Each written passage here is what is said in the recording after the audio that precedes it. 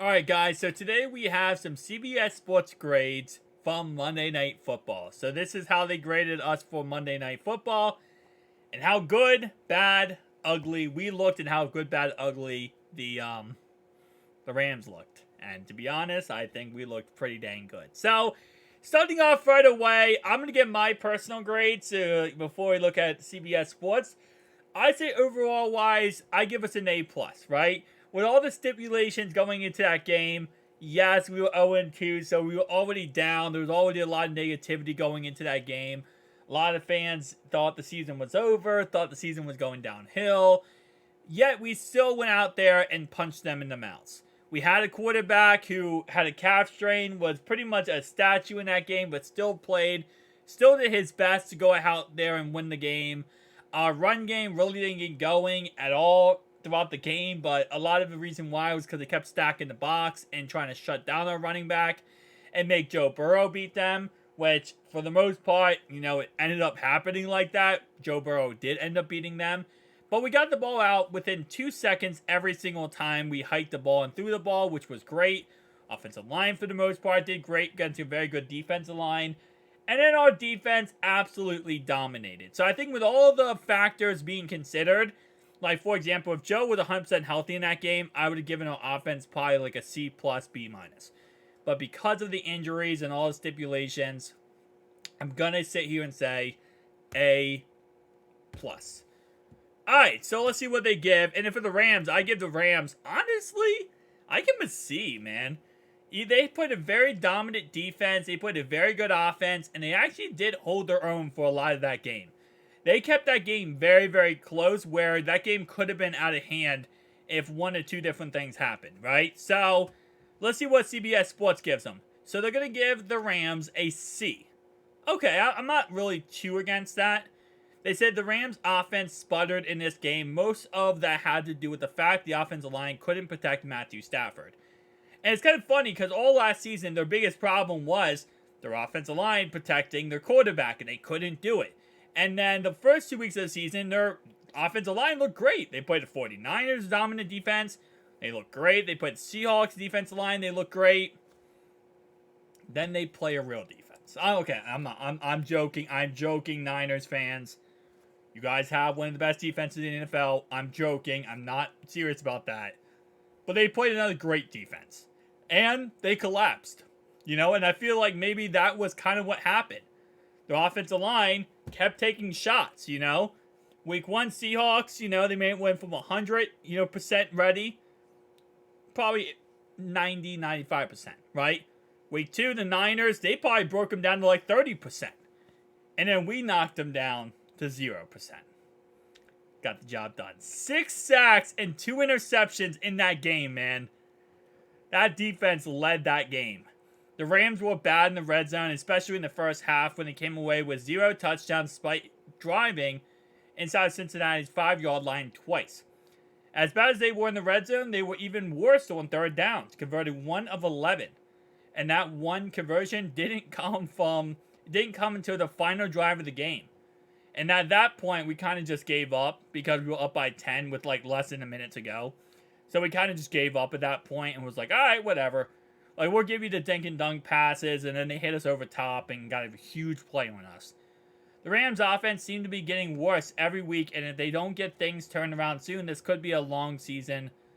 Well, I think for them. And I think, honestly, it's tank season for the Rams. If I'm being honest. I mean, yes, I know right now they're 1-2. And it's like, oh, wow, this team could be good. Like, no, this team is not that good. Okay? They're tank season at this point.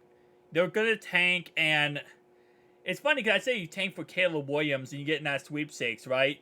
And in reality, you probably do, because there's no way that the Stafford's the answer moving forward. There was speculation of him retiring recently, as of recently. Last year, pretty much, they said he might retire. The year before that said he might retire. After the Super Bowl win, pretty much, he's been saying every single year he might retire.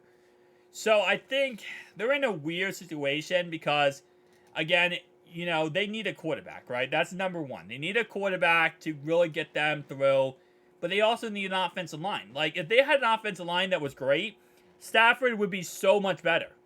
Stafford would be probably right now top 10 quarterback in the NFL if they had an offensive line. They had the receiving core. Well, I guess they had it when Cooper Kupp went down for the season, but it's a mess. I don't even know what you would do first to fix that team. I guess fill the offensive line, but then they also got rid of a lot of defensive players. So that Rams squad is an interesting squad. For us, though, they gave us an A. A minus. Okay. I'd say A plus, but I'm okay with that. Joe Burrow definitely wasn't 100% in this game. But that didn't seem to slow down the Bengals offense. Also, although he struggled with his accuracy at times, I don't agree with that. Before I read the rest, I don't agree with that. Because if you watch that game and you kind of listen to the press conference after, it was very known, and based on what Joe had said himself, that it was hike it, see if anyone's open, throw the ball away.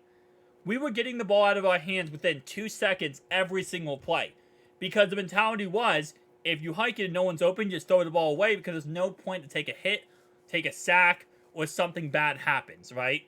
And then we were going to also try to rely on our run game in that game to get the job done. So I don't agree 100% that it really was his accuracy. I think it really was the fact that, it was hike it, throw it away in 2 seconds if it doesn't work out. T dropping 5 passes in that game killed 3 drives. We killed a drive just based on the fact that we had 3 false start penalties. Actually, 2 back-to-back false start penalties.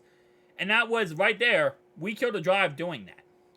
We also killed a drive when we tried to throw a deep pass down the field into single coverage, and Tyler Boyd just barely missed the football and it got intercepted. It got right through his hands and got intercepted. So I don't really think he had problems with accuracy. I think really that mentality was throw the ball away if you're not going to, if it's not open, throw it away. Don't take a sack. Don't get hit. Don't risk anything.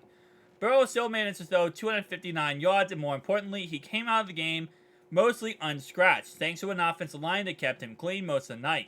And the only time that our offensive line got beat was really just because we kept putting, 3 times in that game. 3 times. Donald had a sack, 2 quarterback hits. And the only time we did that was when we had Donald one-on-one with Volson or Teddy K. That's the only time that he got to Burrow. And the rest of the game, we had him double-teamed every single play. But 3 plays we didn't, and 3 plays he got to us. Which, he's dominant. He's one of the best in the league for a reason, right? And that's pretty much that. But Burrow also got Jamar Chase involved, which is something that hasn't really happened through the first 2 weeks. Although all eyes were on Burrow, it was actually the Bengals defense that won this game for Cincinnati.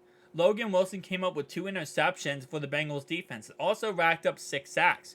This win saved the Bengals season, and as long as Burrow stays healthy, the sky is the limit for the Bengals in 2023. I agree with that. I do agree with that. I think that, this season, now that we got our win, we got our first win of the season, things are going to get better, And yeah, it started slow. Let's be honest. We're not going to sit here and sugarcoat it. It very much started slow. But you know what? This is how you get better. This is how you kind of turn it around, right? You got to just go 15-2 now. No, on a real note, the road to 15-2 starts here. But I think we might be stopping the Polar Express here on this road to 15-2. We might be pumping the brakes and kind of gliding through a 12-4 record here, okay? 12-4, 12-5. 12-5 record, 13-4 record, okay?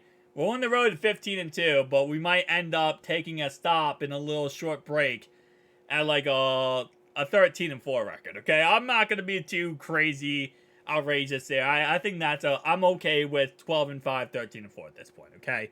That's fine. As long as we're healthy for the playoffs, we're good. Thank you guys for watching. I'll see you guys in the next one. Peace.